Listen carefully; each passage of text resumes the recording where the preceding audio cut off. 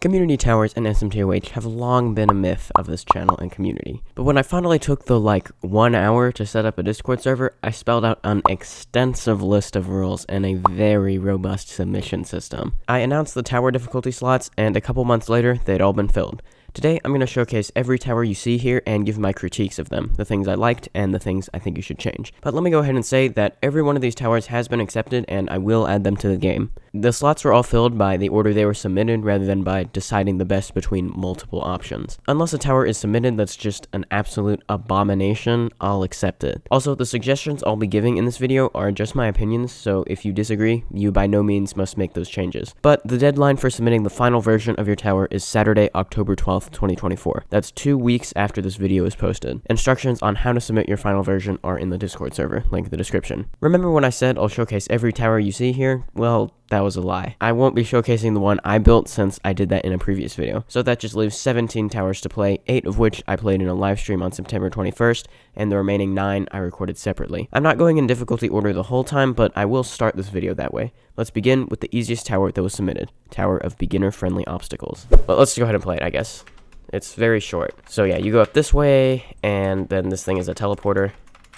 I sort of like the bright colors. I think that's nice. It certainly is beginner friendly, and in my opinion, it's the easiest tower that was submitted. In my opinion, it's low easy difficulty, and I think most people who play this would probably agree too. I will do a thing where in the game, once you complete most of the tower, you'll be able to go vote on the difficulty.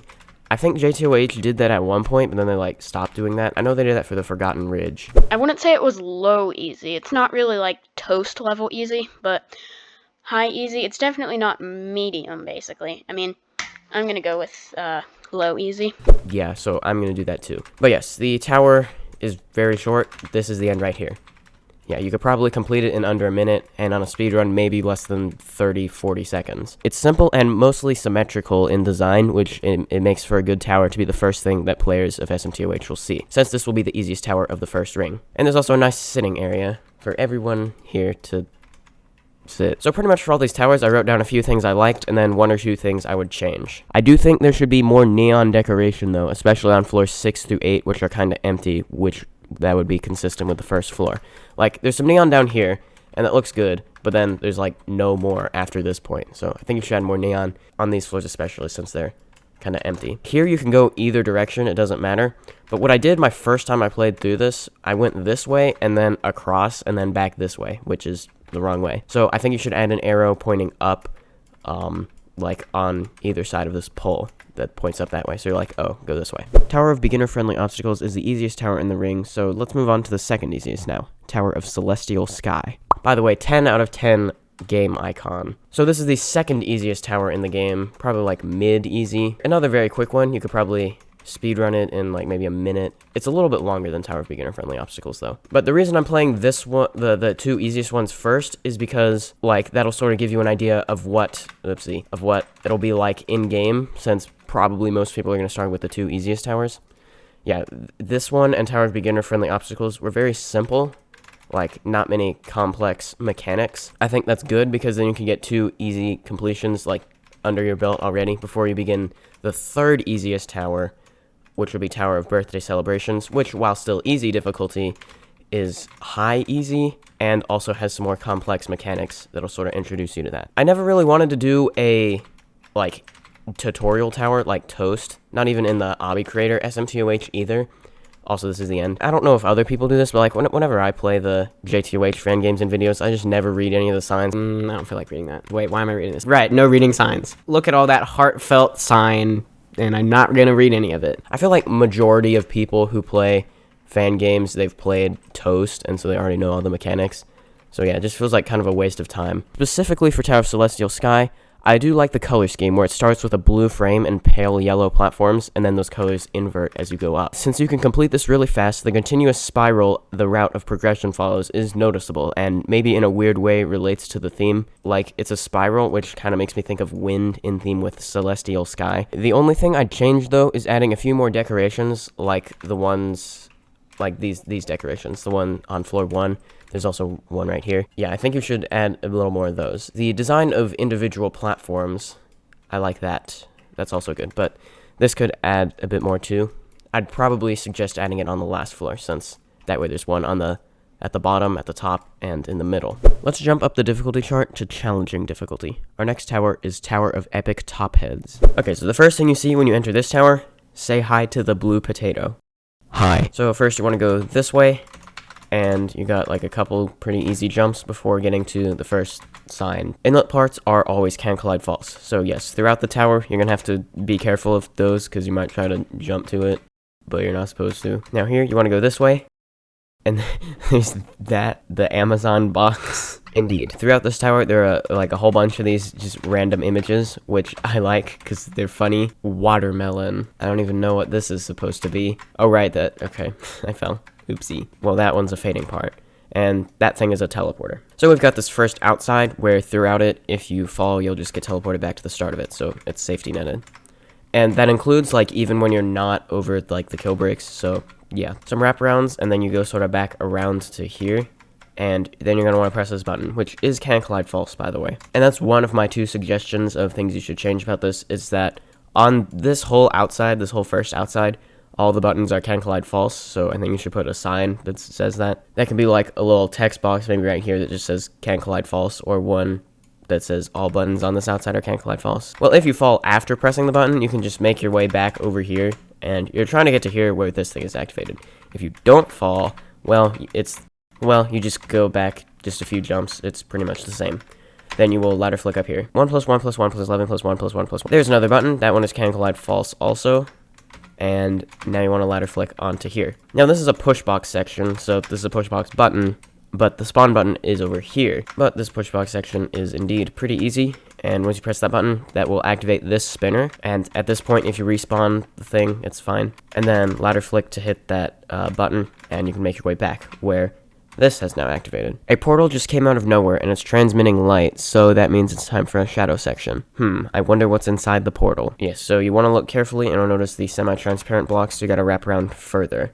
And by the way, these, like the top head things, they're ouch bricks, which was never really indicated, so my second suggestion for this tower is to just, like, add a sign, probably at the first one, which was back here, that just says, like, top heads are ouch bricks. Alright, now here, caution wet floor, because these are trip parts, so if you're not careful, you could fall. Amazing decal. That looks beautiful. Now this button, you can just jump to it, and then it'll activate a thing right beneath you. Don't jump to that inlet part, because it can't collide false. Another beautiful Among Us man face flag. Talking about design for a second, the design of individual platforms I like. With the use of wedges, there aren't really in this part right here. Well, you can see like wedges there, and there are also some just like that one, which is like a little bit off of the platform, I guess. That, along with lots of different scattered platforms, I think makes for good design of individual platforms. You have to get a top head to get through here, but don't worry, there is a top head at the end of floor 4, so you need to go complete this inside section. If you fall, what happens? Oh, you actually get to teleport back to the start. Touch the part above the sign, and you'll be teleported to the gate. So yeah, you just want to grab that, and then you can go through here. This says, I know it's time for the very epic cinematic long jump. It's nothing crazy. Actually, do you even have to jump? Oh, apparently you do. Now, please do not jump over this fence, or you'll get teleported to the start of this outside section. Now, apparently, yeah, I think that's can collide false, it looks like. Yes, so that's why you have to jump to it. Now, if you jump there, you get teleported there, though. Always drink your water. Always drink your water. My water bottle's in the kitchen. I'm not getting up. If you jump over the blue vents and touch the ground, you'll be teleported here. You should probably fix that typo. Well, go around the corner here, and it says, this morph section was built at 3 a.m. I need to sleep. Surprisingly, it's not 3 a.m. when I'm recording this. It's actually 4:40 p.m., which is, in fact, still earlier than I normally record these, which is always, like, at least 9 p.m. Light blue transparent parts are elevators. Pretty simple. Remember, that's can collide false. Whoa. Now here you got another elevator where you want to go around to here to press that button, and then you can just like wait a second, oops, and then just go around again and onto here. This is nightmare fuel. Conveyor launch. Slow elevators have the glue texture, so expanding on the elevators mechanic. Yeah, if they're glue textured, they're very slow. Also, I fell. You didn't see that. Be careful here because can collide falseness. The red outlined gray platform is a teleporter, so just a safety net. Now you need a button to get through here, so that's also pretty easy. Does it reset if you fall? No. These are beautiful hanging platforms. Oh, look, another one. And I think you go around this, like, one more time, but it involves downward slow elevators. Whoa. Now, this elevator, if you're standing here, it doesn't actually, like, do anything. The worst it's gonna do is, like, if you jump at the wrong time, you might fall. What should I even add other than funny images? It's the end of the outside. Cat tank is not amused. Invisible bike. Welcome back. So indeed, over half this tower is the outside. Even though this is now only floor 1, 2, 3, 4, 5, the rest of the tower goes pretty fast because there's no more outside except for the final outside, which is also safety netted. Oh, and that's safety netted too. That was a totally 100% intentional demonstration. Pretty much this whole section, there's not many client objects. So yeah, it's kind of a break from all the client objects of the long outside. There are a few, but for the most part, it's Purist. And that's the end of that. You're almost there. Just complete this final outside with a safety net and you'll be done. So you first want to go across here, and there's a button, which will activate this. Some conveyors. I almost fell. And rope swings. Fading part, conveyors. And GG. So overall, a really enjoyable tower. I like the different client object mechanics that you introduce throughout the tower. And also the mixture of those different client objects with the Purist gameplay is also good. I talked about design of individual platforms earlier. Design from a distance is also great. At the bottom you have just like a whole bunch of platforms with the long outside, and at the top you have the spinning fire ring for the final outside. Next up is a hard difficulty tower, and also the final tower that was submitted. Tower of Minimal Vibrancy.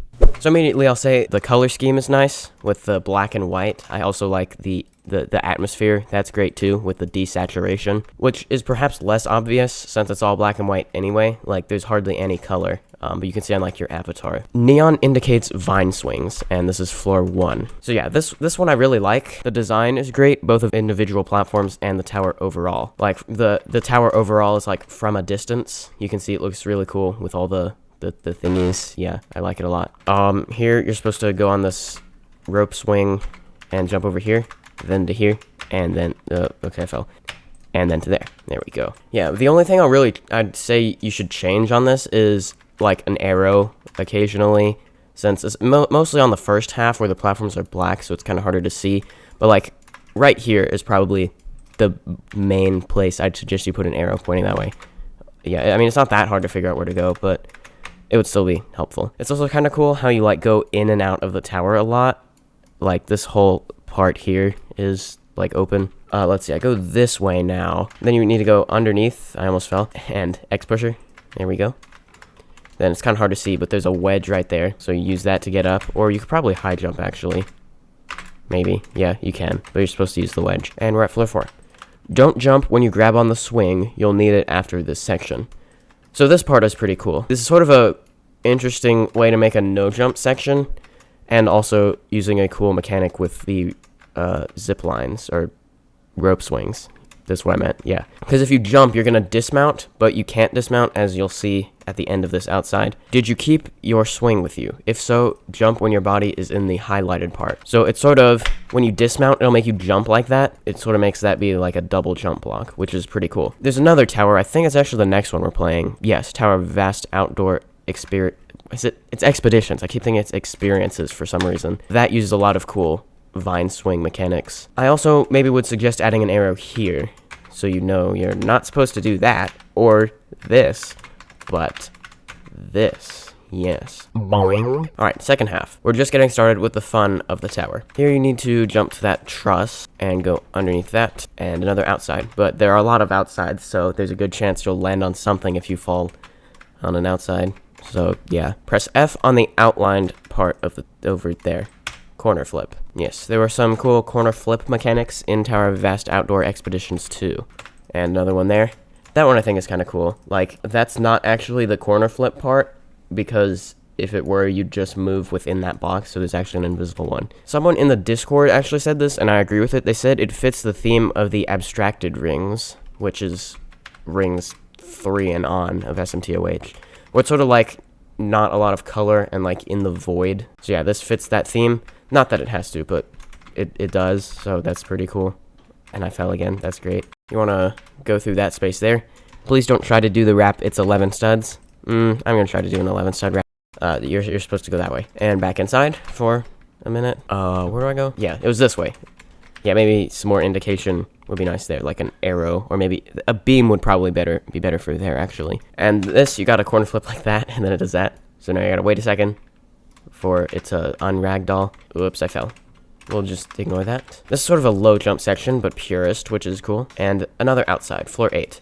Good job getting here. There's only one floor left, so keep going. Okay, for this, you can just like keep jumping across that or try to conveyor launch over that conveyor. It doesn't really matter though. Flip on the corner of the part, the highlighted one. You want to do that? Yes, I want to start using like corner flips the way they're used here and in Tower of Vast Outdoor Expeditions, which we'll see shortly. I've mentioned that 3 times. Don't fumble now. Oh yeah, avoid these conveyors. At least mostly. I hope you don't fail this. But yeah. Wow, I failed that. Where am I going with this? About Tower of Vast Outdoors? Right, the corner flips. I've seen them used in pretty cool ways in like the towers submitted here for SMToH and in like requested towers and stuff. I want to start doing that too in my towers. I just sort of never really wanted to use corner flips because they're just like such a cheap substitute for corner clips. Like they're not the same at all. Well, only if you try to use them as a corner clip. If you use them the way I've seen them used that I'm talking about, then yeah. Anyway, this is the end. Some quotes. Black and White, a friend of mine.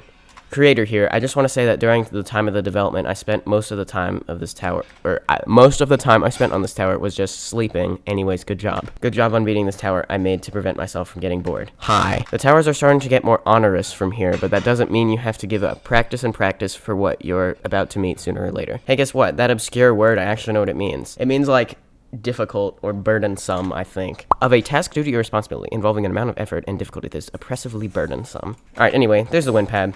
Yay! Next up is Tower of Saturated Colors, a difficult tower. So this tower, it's like window part of the frame on floor 1 and a little of floor 2 isn't there. So you can like, if you fall on an outside, you can come back to here. Which there is only one outside, and it's that one right there, which we will get to shortly. But you begin by doing these jumps. You should probably avoid that turret, but I didn't. Jumping would be a good idea, but I didn't. And also I think it's cool how you use the wood texture like inside the trusses rather than like just plastic. You use like a different texture that also isn't neon, so that makes that unique. And here's the outside. It's pretty quick. You need to go over here and there's a button and you can just hit her back up. You might need a 2-stud climb up or just fall. The button doesn't reset if you fall, so if you fall, just get back to there. Although it is still faster to just do these like 3 jumps. And there's a button which will activate something back inside the tower. So you need to go back there now.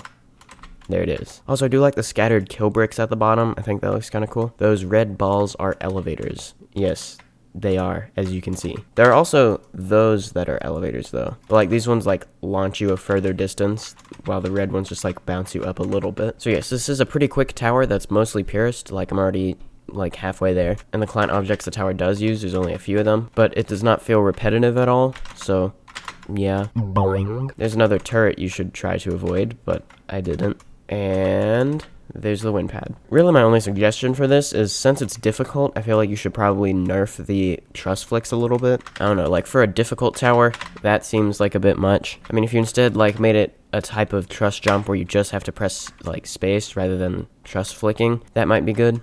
I mentioned this next tower several times as I played Tower of Minimal Vibrancy. This is Tower of Vast Outdoor Expeditions, a hard difficulty tower. There's actually like 2 towers here. This one has almost nothing, and we're just gonna ignore it. Tower of Vast Outdoor Expedition, 1,260 parts. I fixed every single skip, by the way, so don't even try. Each time I'm playing this that you're seeing now is actually my 3rd time playing through each tower.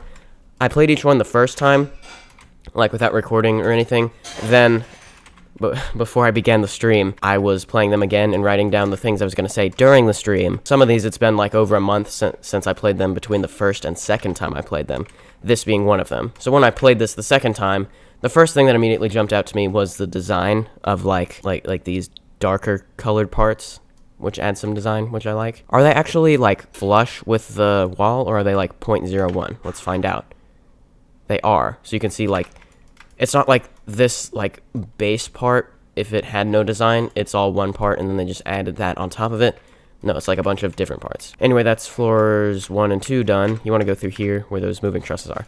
Go back after pressing the button. It's a 6-second timed button, so you want to go pretty quick. I mean, you got plenty of time though. And then this is also a timed button. You gotta like bounce up to there. Watch out for the walls. Okay. Wow, good job. There we go. It's flippin' time. Oh, right, you want to make sure you time that. I said the tower is really fun with cool vine and flip mechanics. Yeah, it uses lots of cool vine and flip mechanics. For example, flip in the neon. You're sort of indicating where you're supposed to flip from, which was also used on Tower of Minimal Vibrancy. And here's the first of the vine swing mechanics. Well, that was just a vine swing jump. I guess to sort of introduce it. That says jump immediately when you hit the rope swing. It sort of acts like a double jump. Yes, so kind of when you dismount it, it like makes you jump, which is the same basic thing behind the double jump, no jump block thingy from the previous one. This one's also cool. Don't jump, just hold forward. So you want to go onto the vine swing and then do that. I think that one is probably my favorite vine swing mechanic of the tower. Don't dismount. Don't dismount yet, actually. Use the extra jump you get from dismounting the vine swing to make it across the gap. Another sort of double jump thing. Alright, this one, you want to not do that. You need to time that jump before you press that button, and then you'll see this activate and it'll open the basement. This is another cool use of flip blocks, the way it's like spinning. I'd suggest like getting right here or so, or like somewhere where you can see it will be timed right, and then just wait for it to come back around. Might take a minute, maybe. There we go. Then you'll fall down into the basement. Youch. Okay, this you need to use the vine swing to jump up. Hello. There we go. There's a 4-second button timer. You want to get up here in time. And then you want to press... That's not a button. That's a vine swing. Once you do that, you can go around this way to get up to here to press this button. It's kind of hard to see when it activates, but it does activate. It'll open this. Now, the things I would say you should change were 2 very specific things. One of them is right here. I think you should make the elevator that's right here. Like, you can see it's sort of like an L shape, and you're supposed to go in this corner. I think we should make the elevators a little bit less transparent. Like, make them more visible. That way, it's easier to see where you're supposed to jump in this corner. But once you get down here, there's that button, and there we go. You can open that. No need to move once in the air. Just time your flips. This seems like it would be really difficult, but it's not. You can kind of just like spam F. Yeah, I was just spamming F and I almost made it anyway. Okay, make sure you do that right. Don't dismount the swing again. Yeah, so sort of a no jump kind of thing. And there's a button, and then you can use this elevator to get back up. Actually, I don't remember what that activates. It activates something, I guess. Now you want to swing around to here. And by the way, if you jump down, it just teleports you back up there. So yeah, it's just a safety net. Okay, and avoid those elevators because they'll push you back. I think this X push mechanic is also pretty cool. There's the button. Once you press it, you can go over here. There we go. Good job. Now it's time to ascend. Whee! Pay attention to when you flip. You also need to jump to get to it. So wait until about right there, and then jump and press F. Then wait for this thing to come around. Okay. Make sure you don't get hit by anything while on the X pusher. Well, that thing will knock you off, and I guess pretty much everything else will. Probably wait until you are about right here. Maybe wait a little bit longer, because you're trying to jump off of it right there. Hold forward while flipping. So go onto here, and then just hold W, press F, and then that's pretty cool. I like that. This is the other specific thing I'd say you should change, and I think you should either lower the seat down, or put a sign that says, like, face this way when you jump off, because if you are in shift lock and are turning sideways, you're going to hit your head and fall. Either of those would be solutions to that, but I think the better solution would be just move that down like a stud or two. Alright, there's another corner flip, if I'm actually in the corner flip. There we go. Another X pusher type thing. Grab the vine swing before pushing the platform again. So this one, if you like do that, you can't get back up unless you dismount that. Whoa. I guess if it does that too, that's fine, because you can just get back up. Maybe use shift lock or something. There. That says good job, and there's the wind pad. I said everything I wanted to say as I played that, except for one, which is that I mentioned the design of individual platforms, such as that and such as that, were good. The design overall is good as well, with the scattered platforms around the central pole, which acts as a frame. I think you pulled off the frameless design very nicely. Let's jump towards the top of the difficulty chart now. The first intense tower of the video, this is probably a Purist neat. As a reminder, Purism means no client objects. When you first load into this one's place, you might think there's nothing here. It's right there. So given the name, probably a Purist neat, it may come as no surprise that this is Purist. Mostly. And there's a button. Wait, that's a client object. What? Oh, look at that. We're already on floor 2. And here's the first of several ladder flicks in this tower. That one's probably the hardest. You can do that if you want. That makes this jump easier, but I don't really know if that's worth, like, doing the ladder flick for, because it's kind of difficult. But there are some ladder flicks in a minute that you will have to do like that. So, I don't know. Don't go around this, go over to your right.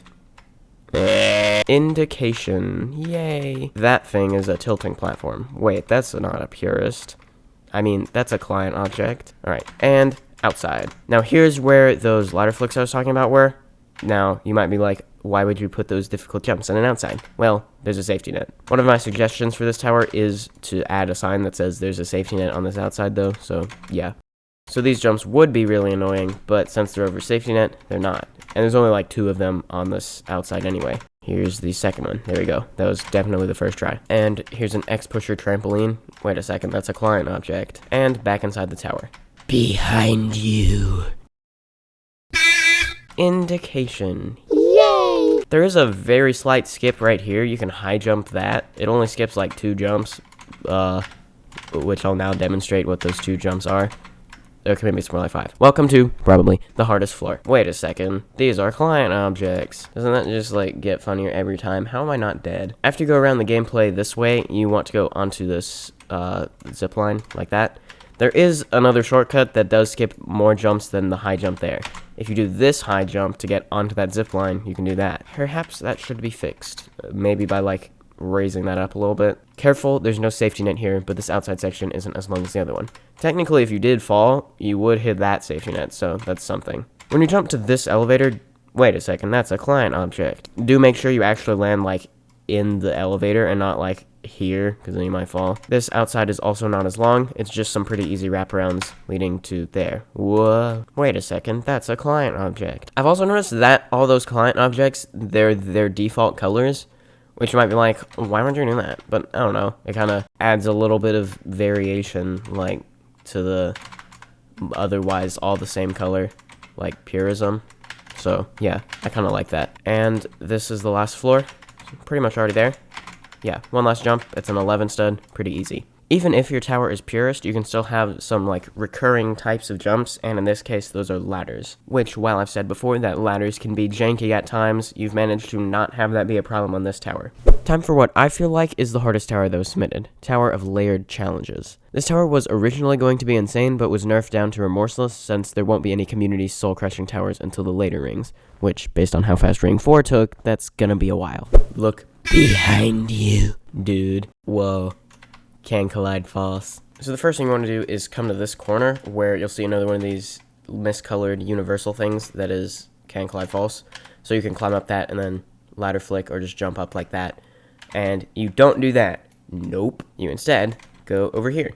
So you're perhaps noticing the inception frame that, yeah, I don't know where I was going with that. Well, I suppose that contributes to one of the words in the name of the tower. That being layered, and we'll see shortly where challenges comes from. Anyway, this starts off pretty easy to follow the path, unless the ladder flick just doesn't work, and also the clock goes off. And then here you want to jump to this button, which has a 30-second timer. Now, first person might be helpful here. You kind of need to do these jumps, and that one right there is probably the most annoying. Probably this whole button timer part, I'd suggest nerfing by making it a bit less cramped, and especially nerfing that jump right there. And, I ran out of time. Let me see if I can hit the button as it resets. There we go. But then you want to jump to there, and then over here, assuming you actually land the jump. There we go. Up here, there we go. And it'll just deactivate when you get to here. That arrow indicates you go this way. Challenge 1, no way to jump. Jumping, indeed, does nothing. So yes, there are 4 challenges throughout the tower, 1 every 2 floors, and they're all inside the, like, smaller part, and that's where the challenges in the name of the tower comes from. So yeah, that one's pretty easy, and once you get out here, you can then jump again. Tower of Killjoy's moment? Oh, is it gonna fly off the base plate? No. Oh, it landed like that. That's kind of cool. Anyway, then on this, you need to do a X-pusher launch. There we go. Now, don't go on that conveyor. It could use a little indication of that, maybe like an X or something, because it's gonna fling you out of the tower, and that would be sad. Instead, truss flick onto here, and then wrap around, and this thing is a falling part, yeah. So is that one, I believe, and you're trying to jump to that ladder, so go like that. And then this jump is kind of tricky. You want to do like that kind of wrap out so you don't hit your head. This wrap, you want to go to there, and then press this 5-second timer. Then you need to wrap onto that platform, and go like that, and press that button. Oh, and I guess get off that platform in time too. Let me try again, and fall using no clip. You want to jump to there, press the button, even though it's already pressed, and then get back to here within the time limit. What does that activate? It's something, I guess. You'll need a key to proceed, so, yeah. You want to get to there, and then, technically, if you end up falling after this point, you wouldn't lose the key, so you wouldn't have to go back. But it's quicker to not fall, which is not surprising. And there we go. This will open that. Challenge 2, Embrace the Darkness. This time you can jump, although your walk speed is decreased. Go into climbing animation here, and then, where's the next platform? Oh, you ladder flick up. And then go through here, and there we go. Another suggestion is, it looks like you would just like walk onto these kill bricks, but you don't, because they'll teleport you down if you do that. And there's no indication of that. Now, you're supposed to, like, head hitter up, so you should probably put a sign right about there that says, like, kill bricks make you lose progress, or, like, something like that. Because then it'll be like, oh, what do I do? Well, let me look around. You jump to there by head hittering. Another jump that I think could really use a nerf is this, which feels very precise with this shoving platform. It's, like, barely possible, and you get teleported back there every time. With the current timing, what works best is to kind of do like that, and then kind of same thing there. Try to jump, but they also have to land there. It's like really hard. And here's a truss. Go around the truss. Probably like do that. Yeah. Basically truss flick, but without space. And then on this, make sure you go sort of next to that wall so you hit that button.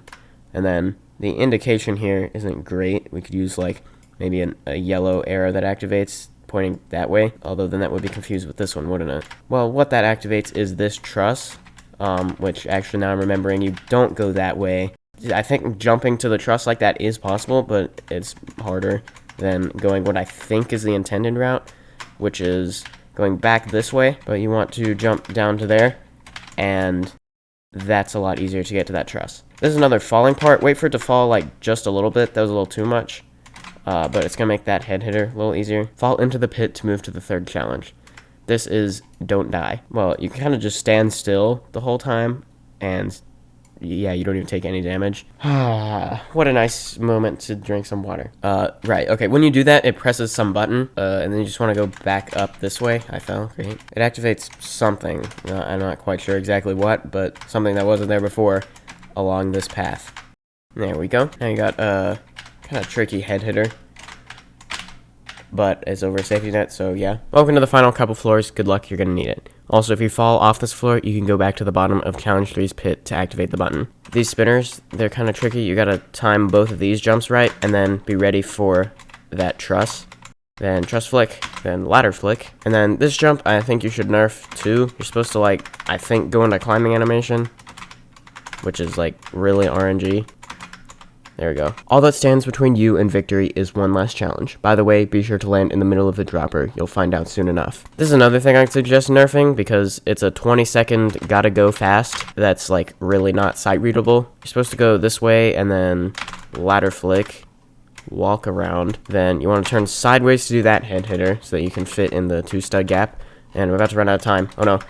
Oh. Well, the good news is you might land there, but if you end up falling down here, then just pretend I waited out the timer. Then you made your way back up to here. The button you pressed when you jumped down there actually remains activated, so yeah, if you end up failing that, you actually don't have to complete it, as long as you can make it back up here and then go across here. I will complete this one time legit, though. Or not legit, but like I'll jump it, or actually just skip to where I ran out of time. Yeah, I think you should either nerf that or just increase the time limit. But once you get up here, you actually don't have to wait for the timer to burn out. You can just, like, do that. Yeah, and there's a wind pad. I like how this tower, it's, like, on the 2 stilts. Well, it's on 1 stilt, and then the last jump is over the other one. And the inception frame is cool as well, and I think the challenges every 2 floors is a neat concept as well, adding meaning to the tower's name. Do you like berries? Then the next tower, Tower of Berry Blast, is the Remorseless Tower for you. The portal is over here, even though you spawn right there, but it says, not for people who are allergic to blueberries, not recommended for sane people,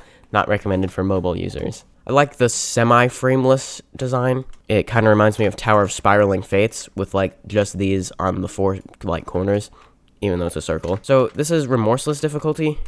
So yeah, it's not easy. This is the average intense tower in Tower Creator or Obby Creator. There we go.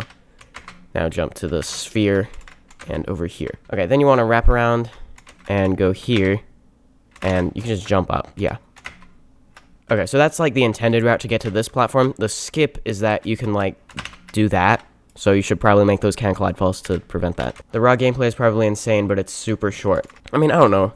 What did I say? I said, the tower is short and sweet. On a speedrun, you could probably complete it in about a minute, and it's literally sweet, isn't it? Because blueberry. But because of that, I kind of feel like this tower should be intense and not remorseless, so difficulty matching can be better.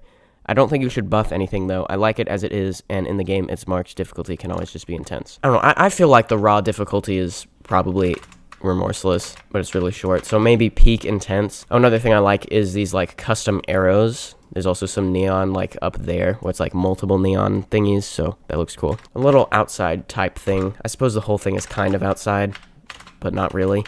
There's another outside at the end. Boy, the raw difficulty's like low insane. How? I mean, maybe. I don't know. Well, this is what democracy can solve, because I'll put the vote the difficulty thingy. But when these are first added to the ring, I will just put them as their difficulty they were submitted as. I almost missed that, but I somehow made it. Ooh. Ooh. This does seem like a good tower, like, that people may practice before they try to complete it in the real game. I'm getting text messages that I'm not gonna read. Haha. It says GG right here, but I think you should put it at the actual end after the final outside. Let's see if I can first try it on a legit run. Oops, I fell. Great. Let's see if I can only fail, well, now twice. Let's see if I can only fail twice. Yay. Alright, and the wind pad is right here. Blueberry. One more thing I'd suggest you change is I think you should make these, like, poles be cylindrical. That way it's consistent with the circular, like, bottom and top. And there's a slight misalignment there, which, I mean, it's centered, but, like, The next tower is Tower of Wacky Obstacles, a challenging difficulty tower. Welcome to Tower of Wacky Obstacles. There are some things you have to keep in mind. Inlet platforms are not collidable. Outline parts are fading parts. Neon parts are elevators or teleporters. You don't really gotta remember that. You'll figure it out pretty quickly. But most importantly, remember inlets are can collide false, though. Because the fading parts, they always look like that, or at least mostly. And neon, well, it'll be pretty obvious, it's like a teleporter or something. On the first floor, you got an outside, and if you miss this jump, you fall into the infinite abyss. Well, I guess you'd land there, but nothing you could do to get back. You want to press that button? Oh, this also counts as the infinite abyss. Unless, of course, you have no clip. Once you press that button, it will activate that thing, and you'll bounce up here. Now, fun fact, this tower was originally an Obby Creator, and then the builder of it, like, rebuilt the whole thing in Studio, which I would not have the patience to do that, so good job. Like, I imagine that would be, like, really annoying to get all the platforms positioned just right, except it isn't an exact recreation, which I'll talk about a little bit later. Also, here, you want to stand, like, right here, and then go to there, like that. Because you want to be, like, on this lower part so you don't get knocked off by this, and in the middle so you don't get knocked off by the sides. And then quickly jump on that and across. Like, if you do that, you're going to end up falling. Like, so you can only jump on it once, if that makes sense. And there's a teleporter. You want to go across this. If you hit the red neon, you just get teleported, like, well, to here. For this jump, you want to wait for that to move out of the way, and then you can jump to the vine and just, like, sort of go kind of diagonally on those. And then this, you'll like sink into the platforms, and then you'll hit this morpher button, which will lower this wall down. It says good luck. On this, you want to use shift lock to sort of position your character just right, and then wrap around like that. And you got a ladder flick, and then, oh wait, never mind. Also, there's Z fighting. You should probably fix that. For whatever reason, when you use the force field texture, and you have like two parts, like you have it like right next to that, it'll like do that. So what you can do is like go 0.05 this way, or maybe 0.05 this way. Now you want to go onto this X pusher, and onto here, and onto here, and then just go back. Remember though, you cannot jump to that, so you need to wrap straight to here. Make sure when you jump to the blue platform off of here, you wrap around the force field. Boing. And here we are at the next floor. You gotta jump to this rope swing. Jump from the swing, touch the fading part, and go back to the swing. The swing respawns quickly. So, yeah, you gotta do that. Right, this thing kind of takes a while to respawn, so you have a second to sort of line it up. So, like, take your time. You don't really have to worry about it respawning right in front of you, and then you fall. Jump to here, and conveyor launch. This is where the wackiness truly begins. It's kind of hard to see the letters, the green on green. I'd suggest you make the texture white. That would be the easiest to see. This, just like hold W and then walk straight into that button. This thing is a speed boost pad, so while you're in this green area, well, the whole thing is green outlined area, you'll have like temporary increased walk speed. Now go to this outside over the infinite void and jump to there, and then just come back, and that thing's a teleporter. Now if you direct your attention to the bottom right, you'll see I have no jump for 86,391 more seconds, which is 24 hours. So theoretically, if you wanted to cheese this whole no jump section, you could wait 24 hours, but I ain't doing that. This does, however, have a safety net though. So go quickly across those fading parts and then around that. Oh yeah, and then kind of just hold D right there. Walk around these. I would suggest like going to like the point between the two of them. That way, when either is activated, like you don't have to move, I guess.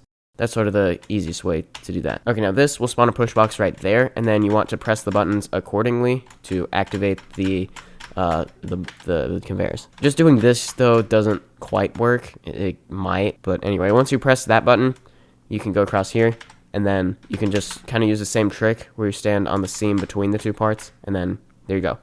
Now you can jump again. This is a seat. Please look around after touching it. It's going to be a conveyor launch, so go like that. Down. Oh hey, depth of field. Alright, ladders. Going down ladders. That's often quite janky, but it seems to work consistently here. And you want to just jump onto the comically large vine swing. Then you can jump onto here, and you want to go across these. They will start turning as you stand on them though. And because this thing is fading, you gotta jump onto the same one of those you jumped off. So you can't like wait for the next one to come through. Actually, maybe you could. That faded pretty slowly. But you should still try to not take forever. Alright, spinnies. And yeah, try not to die of kill bricks. Okay, now you got another spinny, except it's going to involve doing some wraparounds that are a little tricky if you don't expect them. The next teleporter will teleport you to the elevator, be pushed to it, grab the swing, and jump to land the platform with the button. Lets you skip this entire outside section. Okay, that's a little bit confusing wording, but you'll figure this out quickly. Basically, make sure you jump right there to get to this button. If you miss it and you land here, just try again. And then also on this conveyor launch, make sure you don't like you jump off that conveyor. The button will activate this thing, so if you end up falling down here, then you can just go back here, do these couple jumps, and you're already back to here. So you got to skip the whole outside and that outside too. All right, now wrap onto this ladder and then time that, and not quite the next floor. I was thinking there was a teleporter, and then it put me on a fading part, and then I went the wrong way. Okay, there we go. Now this is the next floor. Make sure you time this just right, and corner flip. There is a button for like 4 seconds. There you go. Corner flip back in. Seems like there's no way beyond this point. You can stay here all you want, but there's nothing left now. Your best bet is to just reset and go to the next tower. Maybe you can find a non-collidable brick, I think is what that very blurry text says. I wonder what it could be. Wow. Hi. Button. That opens this. Last jump. What you have to do here is that if you end up missing that jump off the rope, just like dismount it and go here and try again. As long as you don't end up falling down here, then you're good. But if you do, probably the best thing to do, I guess, go to there, which is quite a lot of progress lost, but better than all of it, I guess. Oh, and I guess also make sure you actually get on the rope swing. Tower of Wacky Obstacles in Obby Creator. So like I said earlier, this was recreated from Obby Creator. Now if you compare this to the tower I just played, you'll notice that the long outside here just isn't there. So yes, the creator sort of expanded on the original tower when they rebuilt it, using some of the mechanics that aren't available in Obby Creator, such as like the vine swings. I still cannot believe you have surpassed all of those wacky obstacles, and yet this is a challenging tower. GG, you should beat more harder towers in my opinion. Heavily inspired by Tower of Mechanically Induced Mayhem, and I have no idea what TOUH is. There's the wind pad. Yay. Anyway, this is a very fun tower with lots of cool client objects. I mentioned the rope swings. Throughout these submitted towers, I've seen lots of cool rope swing mechanics. This no jump part is pretty fun too. Did you know that the UK flag isn't symmetrical? Well, actually it is, just not vertically. It's rotationally symmetrical. Speaking of symmetry, the next tower is a medium tower called Tower of Symmetrical Sophisticated Stimulation. As the name implies, this tower is symmetrical. What type of symmetry kind of varies throughout the tower. Sometimes it's rotational symmetry, sometimes it's just like vertical if you look at it like this and call this the vertical line. It's a very satisfying tower to play because of that, because it's symmetrical. It's beautiful. So which way am I gonna go? How about this way? Go across the spinners and boing. There's also lots of curves and wedges, such as there, and there's wedges like there, and also like angled platforms like that. I think it looks very nice. Oh hey, a button. Now you can go up to here and next floor. I already lost count. Yes, this one's a pretty quick tower. At least first couple floors are. They're sort of longer outsides as you go towards the top. It's medium difficulty only though, so I mean, they're very easy. You want to go up here, and on this floor, you're trying to get a teal button. To do that, you want to go out here, and go across this way, and then pick a path. Now, to activate these blue platforms, there's a blue button there, which will activate it for 15 seconds. Also, while you can sort of get a good view of the frame, to be symmetrical, I guess, they made the frame, like all four sides, be semi-transparent, which I think looks cool. Boing. Alright, now this, really my only suggestion of the tower is right here. I think you should add a sign that says like button, and then like an arrow pointing that way, and an arrow pointing that way. Since it's symmetrical, there's a button there, and a button there, but you only need to press one of them, since they're the same color, and they do the same thing. Because you want to go press that button, and then make your way back. This sort of helps imply that you need to press the button to get down, even though you don't, because you can do that, and you can't just add another wall right there, because that's how you got up here before. But anyway, with that now pressed, you can go back to here, where this teal ladder has now been activated. Now we are at the third to last floor, yes, where you want to get to here, and go up, and then another outside. Pretty similar to the one just below it, where you can go either direction. I'm gonna go to the right this time. I know these are the last two floors, but these floors will be a lot more lazy compared to the ones before. The second to last floor is very quick, and then the actual last floor is sort of an outside type thing. Jump up here, and it's pretty much a safety net from here on out, I think. Hardest jump, a 4-stud wraparound. Actually, like a 4.75 or something. Why have one wind pad when you can have 8? Yay. It's Purism time. Again. This tower is called Tower of I Love Purism, and it's intense difficulty. Granite textured parts are not kill bricks, you JTOH obsessed guy. I like Purism. Button to deactivate the safety net on floor 1 for intensity. There we go. The button isn't a real button, it does nothing. Since I'm dumb stupid, Roro might make this work in the fan game. Anyway, let's get started. This is the actual route. By the way, there's Z fighting there. You should probably fix that. Anyway, Purism means there are no client objects. So, in theory, there are no client objects. Not much on this first floor. Well, hold on. Is it easier? You can just do that. That's probably way easier. You can sort of wrap around there. Then there's a shortcut here. I'll do the intended route first. So you want to go right there. There we go. Then you can walk across and go across there, which will teleport you to the next part. The shortcut is that you can actually just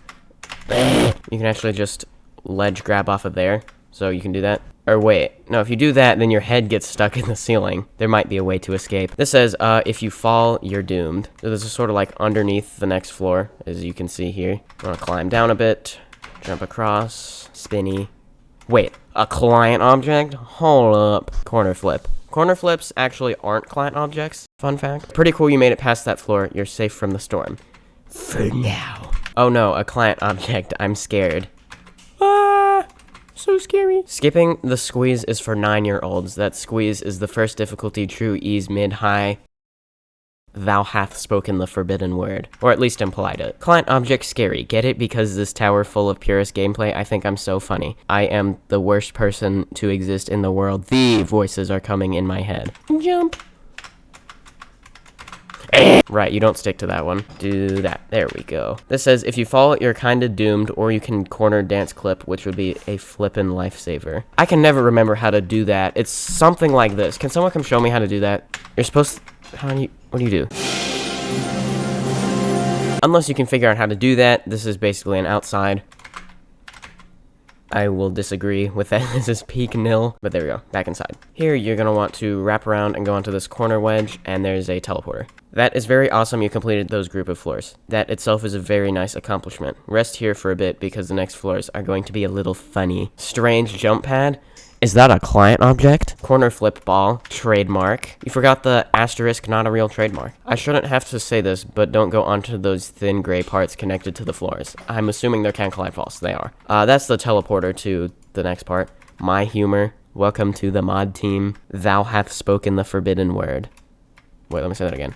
That wasn't the right tone of voice. Thou hath spoken the forbidden word. And I don't even know what this is. Please say your thoughts on the tower so far. Oh yeah, hold on. I like the scattered floors connected by the gray parts. It's not frameless like the past couple towers have been, but it's like scattered floors, but then they're also connected, which is kind of cool. Well, the like weight isn't all centered about here, so wouldn't the whole thing like fall over unless these are super strong? So maybe you should add some more stilts like over here and perhaps there too. I like the humor when there is a client object. We'll see a bit more of that over there. But for example, oh no, a client object, I'm scared. This tower is now become some TOBF-like frame and possibly gameplay. Anyway, you'll probably fail a lot. What is TOBF? Let me go look it up. SMToH wiki. Tower of Blind Fate. Oh yeah, I knew that. Anyway, if you fall here, you get teleported there. Same on that pink section over there, even though there is an outside between the white floor and the pink floor. Anyway, yeah, what is there to commentate about here? How about the fact that you pulled off the Purism gimmick pretty well? Like, even though there's lots of Purism, and usually when I play, like, Purist parts of towers, I don't know, I struggle to think of things to commentate about. Not here. You prevented it from being too repetitive, and it still is interesting the whole way through, even during the Purist section, such as this one. We have a coded section thingy now, shadow blocks. Black parts can be stepped on and are the same height, 15 studs. Red blocks are supposed to be in the way and are 30 studs high. Also, if you fall, you fall. A disappointing portion of why is because I'm too lazy to do that. One minor thing I suggest you change here is make the red a little bit darker so there's less of a neon glow.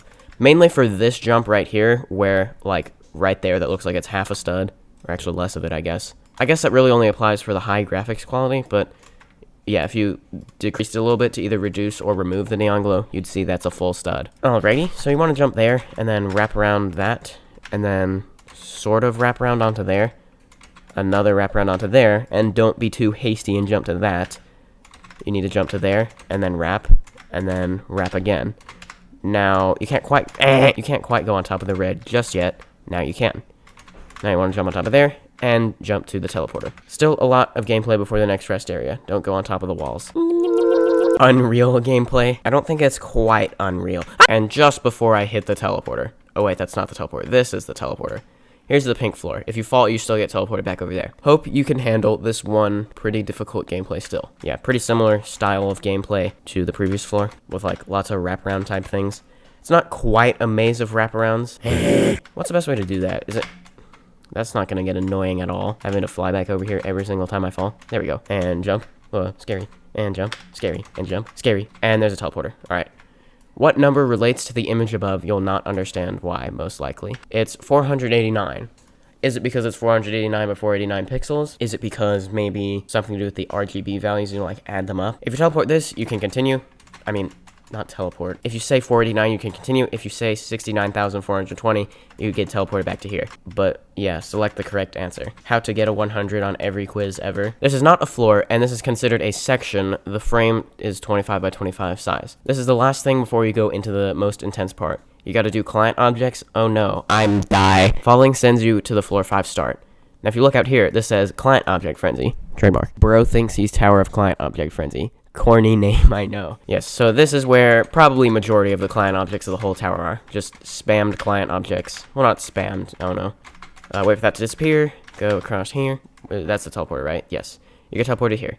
This is it, fella. The next floors are unsafety netted. Floor 8 will send you back to floor 6 or 7. Heal up for the rest because stress gets real. 2016 Bloxy Awards? No way. I know that game. $19 Fortnite card. It says 19, but you're standing on it, but I saw it earlier. It says 19. Bottom text. Alright, next floor. Haha, falling is failing. Good luck. Pretty rough that you might lose all your progress if you fall. Falling is failing. Hey, is that a reference to Tower of Falling and Failing? Alright, so you got this outside. well, I suppose the whole thing is an outside, basically, since if you fall even on the inside, you lose everything. Let's see if I can do the whole thing legit. And without the skips that are up on the second part of this, which I'll point out. Stay strong and cook. Useless fact. These floors used to be another song because I mixed up the SMW songs in my inventory. I don't know what that is. Which is SMW custom music 2 who 1 whatever. Yeah, I don't really know what I'm going to do about the music for these towers. If they're on the Roblox audio catalog, then that's fine, since I can use that with no problem. But if they're not, then I have to get the audio file, and then I have to upload it, and then I also have to figure out if I have the permissions to. And if I do, then that's a whole thing, and also I don't want to deal with that. And also want to compose my own music, but I know that's not going to happen anytime soon. That's the first shortcut also. Anyway, that's the first shortcut. You can just jump up there and then get to that teleporter, but I'll go the legit way, which is this way. And then you got this little outside part, which isn't very long. I don't think it's that hard either. Another shortcut really doesn't skip anything. It's just high jumping on top of there. All it skips is, wow, one jump. This is the final floor and the hardest floor. These jumps will be some of the wildest gameplay you'll see in Intenses. You're a freak if you fluke this. There is no escape. If you fall here, you get teleported. I think it kind of depends where you actually fall. Yeah, sometimes you get teleported back there. Sometimes you get teleported back there. I think it depends on what part of the teleporter you hit or something. If you hit this teleporter, there's other teleporters that do this elsewhere in the tower. It'll say a sound effect that you can't unhear. Thou hath spoken the forbidden word. Should sum it up pretty well. I have my sound off, luckily. The last thing I said about this that I think you should change. No, there's two more. There's another like shortcut thing you should fix, which is up there. We'll get to it. And I also think you should nerf that jump, because even though I first tried it, which was 100% skill, definitely, it feels very RNG. Like, yeah, that was definitely luck. Also, I fell. Gabber, please. Okay, so this is still kind of like a final outside, I guess. It's over the safety net, and this you can ladder flick or just jump up like that. This is a survival section for 30 seconds. Pretty much last obstacle. Fail if you're thou hath spoken the forbidden word. Okay, so this, you're supposed to jump to that. You hit that button, and then you have to survive here for 30 seconds. Oh, you should probably also change the kill brick particle color to be the same color as the kill brick. 2, 1. And there we go. Now you can jump to there. By the way, make sure you're not standing right there when the timer runs out, because then you're just going to hit the button again immediately. But there is a way you can cheese this, and that's if you carefully jump to the edge right there and then wrap around. Yeah, you don't activate the timer. You should probably make that button a little bigger so you can't wrap around it. And X pusher to the final jump that I missed. Wow, let me try that again. There we go. That says something. I think it says GG1. My final critique is thou hast spoken the forbidden word. Back to the bottom of the difficulty chart. The next tower is Tower of Big Cave, a medium difficulty tower. Alright, so if you look down, you'll see it looks pretty cool. And you want to grab this key. Well, it's technically a key. It doesn't open anything, but it's a lantern. You will see shortly that it gives off a light, which will help you. So this one is probably one of my favorites that was submitted. I really like the design. I also really like the atmosphere. And I know I have sound off, but the music is perfect. I really hope this is in the audio catalog, so I don't have to change it. I don't want to have to change it, but it's like that or deal with a million copyright issues. But you want to jump down here. Oh, also a little pro tip. Since this it follows your movements a little bit behind the key. If, say, you need this, like the lantern is behind you, but you need to see it now, you can sort of take a few steps like that. Although then it does start to block your view, but whatever. As we saw with a certain tower, people usually don't really like cramped gameplay, but here I think it works great to add to the cave theme. With this, you can stay in first person the whole time, and that works. In 100 million finale, not so much. I mean, you could, but it would be really annoying. And also, that was intense difficulty. I didn't think 100 million finale was that bad, except for that part where there's like a teleporter that was just invisible, and you're just supposed to jump to a random spot, and there's literally no way to know that, so I had to look up a video. My only critique of this, critique is both things I like and things I dislike. The only thing I dislike, not really, suggestion, is add an arrow like here telling you to go down. My first time playing through this, I got a little confused. The use of a key as a lantern was cool as well, instead of just scattering light sources around the tower, which you kind of did a little bit as well, but you also, as a lantern instead of just other light, you used a key, which I've not seen before. Now you got this outside if you follow your run ends, but it's really easy, so yeah. And then here, what do? You go around this way, yes. Then when you get to here, you'll notice there's a light source down there. you can jump down. Technically, you can shortcut by jumping from like up here down to there, but that's probably a bad idea since this is a pretty small platform to land on when you can't see it. Yeah, you can just kind of follow the path. It's pretty easy. And jump down. Oops, you don't jump down there. If you fall on this floor, you need to get back to this ladder and climb up. Oh, okay. I landed on that, but those things, it's easy to try and jump to them, but they're can collide falls, as you can see. I think I'm almost at the end, or I think this is the second last floor, and now I'm on the last floor. Basically, just keep following these, like, platforms that are, like, brown, I guess, to be, like, wood is what they should look like in a mine shaft or something. Everyone's feet is in the way, but there's the wind pad. There it is, you can see it. The southern hemispherians among us just began spring, so the temperatures are warming up. A nice summer snack in December would, of course, be a creamsicle. The next tower is Tower of Creamsicle, challenging difficulty. I think the tiled floors on this tower look kind of nice. There's one here, and there's also some later on. You'll also see some pretty cool client objects throughout this tower. Now here, maybe the best thing to do is like, dude, why is that so hard? Why have I missed that like 8 times? There we go. All you gotta do is complain. I cut out the failed attempts. Yeah, what's probably best for that is just like jump, don't ladder flick, but like just jump off of there after using shift lock to turn your camera to point your character towards here. Now use this X pusher to go to here. Yeah, on this floor 1 outside, I feel like the indication isn't very good. An arrow pointing that way would be much helpful, because what you need to do is get to this button, then make your way back around and over to here, because there's no indication that you had to press that button to activate that, and then that the whole point of that is just to get back inside, to which you'd then do this again to get onto this now hanging platform. Yeah, I would suggest having an arrow pointing that way, and then after you press this button, like change the arrow to point this way. Then maybe a sign here that says like, once you've pressed the white button, go back inside the tower and use the hanging part to progress or something like that. Anyway, that is floor 1 done. Here is a button that's a 1-second timer, so make sure you do that quickly. And another outside. Well, at least this one's safety netted. And also much shorter. Oh, never mind. 9-second button timer. I thought you get to go right back inside, but apparently not. Uh-oh. Running out of time. Well, that was close. Spinny. Now, this is a balloon. These arrows indicate you go around this way and then back inside the tower. I don't think there's a time limit to this balloon, which I guess means you can go however far you want in that direction. All right, make sure you time that jump right and then go to here. By the way, take note of this because there'll be a key later, and wrap around like that, and then you got this outside. You want to jump to there. Actually, probably jump to that side. Beware. Jump scare. Oh, I fell. Well, that's great. That very much can knock you off this platform, but once it stops swinging quite so much, use it to get to this red ladder and then climb up here. Button. 5 seconds. It activates this, so you have that amount of time to get to that vine swing, basically. Tiled floor. Okay, now for this, you need to jump like that, and then you can... I fell. How about you walk around to there, and then maybe high jump up? Either that, or do a kind of stick out head hitter thingy. Wrap around onto that ladder. I said wrap around onto that ladder. Ah, right. There's that. If you get jump scared by that, just try to land on this ledge. Don't like panic and then end up falling way further. Yeah, so you want to make sure you get to here, and then I don't think you get pushed out of the way by that, except for like on that jump there. Anyway, this says, I hope you know where to go from here. Remember that pink like key door thing? Yeah, that's what this key does. So you want to do that, and then I accidentally fell to exactly where I was going. Task failed successfully. There we go. Now you got this kind of floor extension thing. It's kind of like a dropper, except it goes up.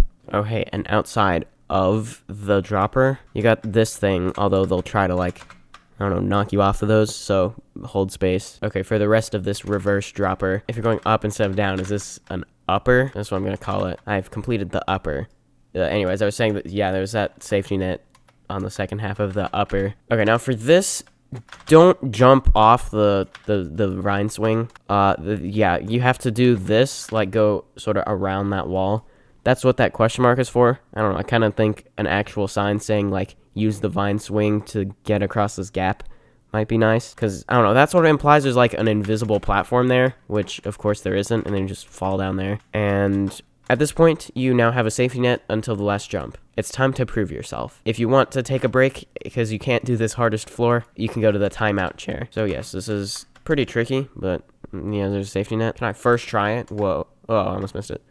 Oh yeah, this is the hardest jump probably onto that tiny pole, which by the way, I think you should set the surface, like all of them, to be smooth, because these like just the edge of the stud looks kind of weird. Well, hopefully you eventually land on that, and then you can jump to this ladder. Want the wind pad? Jump for it. You got this. Actually, this jump is easy. Just treat it like a long jump, and you should be good. There we go. Now you're gonna get teleported as soon as you hit the wind pad, so you're probably not gonna get a chance to read this, but it says, "Thank you so much for playing. Have fun with your next towers." The next tower is Tower of Absolute Neon, difficulty. I have a sneaking suspicion that there will be at least 2 neon parts in this tower. So you start by going this way. I failed the final jump of this, which is the outside. Bad jumping. Yeah, so as the name suggests, there are lots of neon parts in this tower. Don't worry about red neon, it's just a regular kill brick. Probably uses the most neon of any towers I'll play today, and yet it doesn't overdo the neon. I think that, along with the like nighttime lighting effects, makes this feel very futuristic, but it doesn't overdo it. This doesn't feel like Tower of amazing modern mungus modernness. Whatever the terrible modern tower trope thing in Citadel Twists and Weirdness is. Uh-oh, there's modern tower tropes ahead. I'd be careful if I were you. Welcome to Tower of Terrific Twisting Turbulence. Jump down. Alright, so we've got circles, spheres, cylinders, more circles, spheres, and cylinders. The only thing I would change about this tower is probably a few spots where the indication of where you go isn't very clear. You're supposed to go this way, but I think when I was playing this, I tried to go like over here, which is not right. I thought I remembered doing that. Maybe I just wall hopped for some reason. I don't know. Here it's okay. There's another spot on like floor 5 that I really can't tell what the route is supposed to be. It's possible if you do like a super long jump. Another thing about this tower is it might be the longest one I've played of this video, or at least one of the longest. Its mixture of purism and client objects works very well, and doesn't make the tower feel too repetitive or too long. Wait, that was the wrong way, I think. Wait, was it? How is this difficult? Yeah, maybe it's closer to, like, challenging, but whatever. Oh, yeah, you go over here. Yeah, we could use some more indication, like a beam or something. Well, do remember that even though the towers were submitted and the slots were filled based on difficulty, the actual difficulties they end up being after people are voting on them may end up changing a little bit. Probably no more than 1 difficulty from what it was submitted as. So pretty much the difficulty, how the difficulties were spread out, will be pretty close to what I said they were when I announced the tower slots. Anyway, we're on an outside. There's a button. Yay. After you press this button, you gotta backtrack. So just go back, as it says. Here we go. And jump over here. I think there's another button coming up. Yes, I was right. There is a button. It says the same thing. After you press the button, you gotta backtrack. Alright, back we go. And you can see here are the platforms that activated. They are also neon. It's almost like the tower is called Tower of Absolute Neon. This is the floor with the really weird direction. I can't figure out where you're supposed to go. We're not quite to that yet, but you go across this conveyor, and there's supposed to be turrets, but they don't start firing until you get right next to them. I think you can fix that by changing the distance value. Okay, now here's where I get confused. It's right here. So you'd think you should go this way, but that seems to lead nowhere. I don't think you can get up anyway. There is gameplay over there, but how do you get to it? The only thing I've found is you have to long jump here, which is way above the difficulty of this tower. Oh wait, it's shadow platforms? Oh. Okay, yeah, we definitely need some sign that says that. Yeah, just say shadow blocks, or maybe make them semi-transparent on this side of the wall. That would explain why I couldn't figure it out. Here you gotta go to either side and then find the buttons. It doesn't matter what order you press them in, but this one you gotta go across the spinny. This is catastrophic. I think people are just saying this is any difficulty. It reminds me of when I make the quizzes on the community posts, and majority of the comments on all of them are the difficulties people think they should be. Most of the time they're saying it's way easier than the difficulty I said it was. Well, you can say that, I guess. Yeah, the more comments, the more viewer engagement, so yeah. But I really just can't win, can I? Because when I say something is easy, people say it's catastrophic. After you press this button, you can just ride back down that conveyor, but be careful and make sure you land there, because otherwise you're gonna fly off the platform, and that's gonna be sad. Roro is slow at obbying. Okay, I'll go faster. Speed run. Go, go, go, go, go, go, go, go, go. I fell. Okay, go under. Yes, you indeed go under. Oh, this is another shadow section, like the one from before. Conveyor. Conveyor. And now I'm on top. Okay. This isn't quite the end because there's still the final outside, which is pretty easy. Yay. Next up is TOFS, Tower of Phone Snapping. Well, actually it's Tower of Filled Spaces, but you might want to snap your phone after all the yappage most imminent. Alright, so this one was a speed build. This is also entirely Purist, which is ironic because the other two intense towers are themed about Purism, and yet this is more Purist than they are, but okay.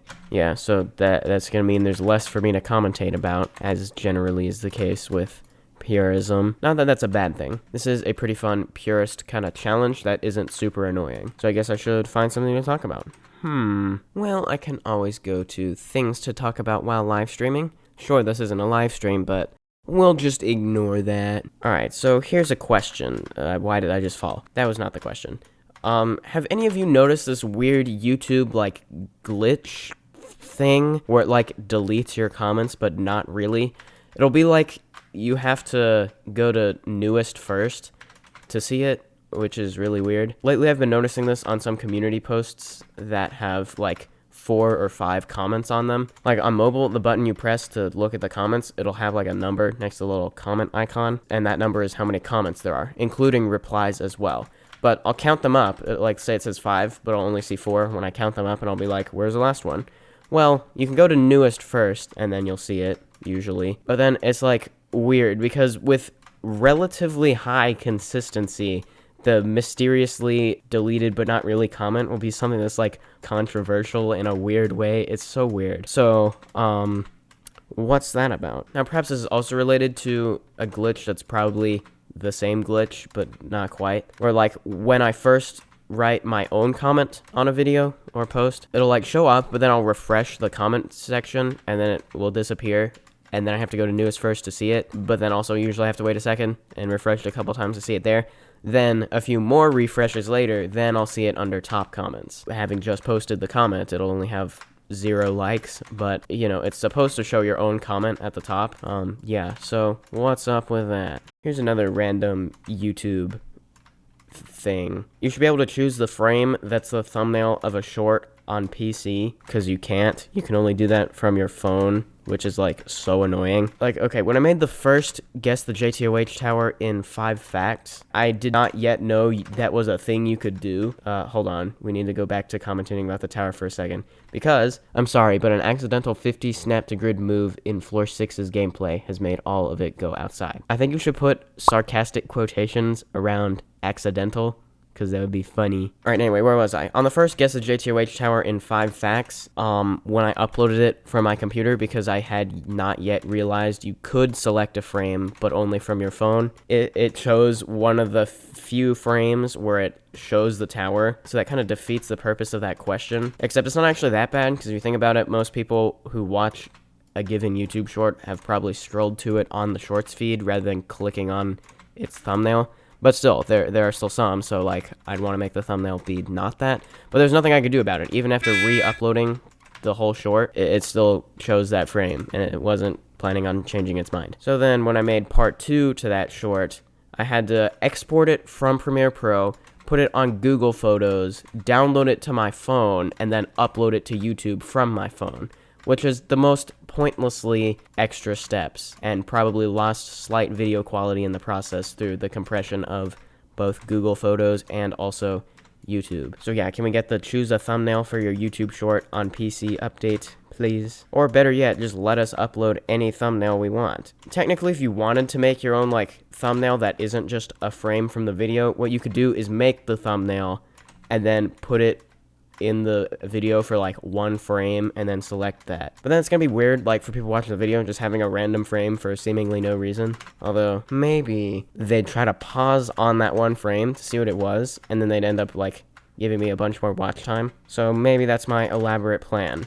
Just like my elaborate plan to commentate this has worked, and I reached the end. Yay! So there we go. That was Tower of Filled Spaces all jumped. I definitely fell a few times, but like I said, it's a pretty fun Purist challenge. And last but certainly not least is a Remorseless difficulty tower called Tower of Interminable Failure. Alright, so here we are on floor 1, which is green. Notice this different shade of green. That's a button activated door that we will come back to later. Look at that, floor 2 already. Oh look, an outside, except one of those weird outsides that's not actually an outside. I guess this is a floor extension, technically. So as we'll see, this tower is fully ascending, technically, but it still feels like it's mixed progression, kind of, because of the return to floor 1 once you get the button. By the way, you need to wall hop here. If I could just...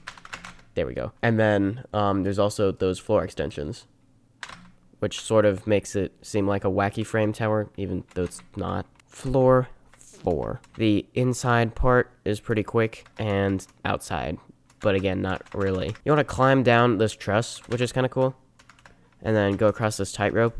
By the way, there's Z fighting. By the way, there's Z fighting right there. You should probably fix. And long jump, and floor 5. We're making pretty quick progress here.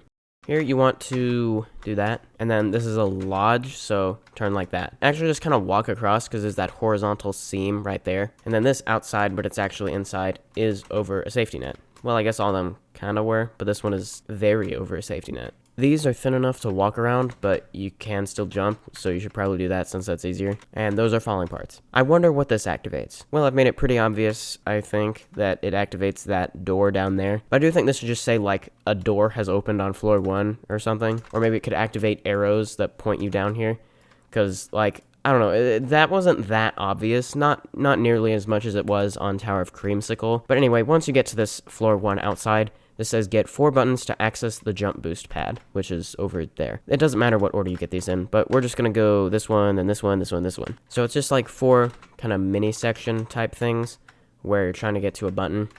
I got one more jump of this one, which of course is gonna be the funny truss jump. And you can use the conveyors to get around a little quicker. Wall hop, I guess so, and go around, and there's the button. Let's go to the red button now. This is 1, 2, 3, 4, 5, 10 studs tall, so high jumping or not.